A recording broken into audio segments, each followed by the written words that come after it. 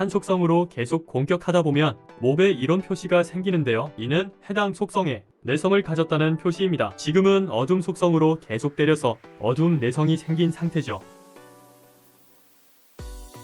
내성이 생긴 몹은 그 속성을 지닌 것과 같은 효과가 생깁니다. 즉 어둠 속성 내성이 생긴 몹은 피 속성에 큰 피해를 입습니다. 어둠 속성이 생긴 몹을 피 속성으로 공격하니 88 정도의 딜이 들어갑니다. 내성이 사라지니 상성이 사라져서 7의 딜밖에 안 들어갑니다. 즉 내 기사덱에 빛 속성과 어둠 속성 기사가 있다면 빛으로 계속 때려 빛 내성을 만든 다음 어둠 속성 기사로 바꿔서 때리면 상성 이점을 크게 볼 수 있습니다.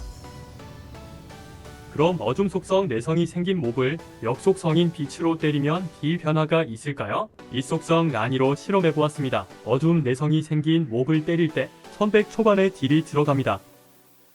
그런데 어둠 내성이 사라진 빛 때려도 똑같은 딜이 들어갑니다. 어둠이 빛을 때릴 때 피해량이 늘어나는 상성이니까 반대로 빛으로 어둠을 때리면 딜이 줄어든다고 생각하게 되지만 상성 속성에 이 점만 있을 뿐 역 속성의 페널티는 없는 거죠. 어둠 속성으로 평타시 1100에 딜이 들어가고 있습니다. 몹의 어둠 내성이 생기니 딜이 10분의 1인 110 정도로 줄었습니다. 즉 속성 공격의 가장 큰 페널티는 같은 속성으로 때릴 때라는 거죠. 내성이 있을 때만 생기는 추가 페널티도 있는데요. 지금 119의 딜이 몹에게 하나, 내 캐릭에게 하나가 떠있죠. 내성이 생긴 몹에게 그 속성으로 공격 시 반사 딜을 받게 되는 겁니다.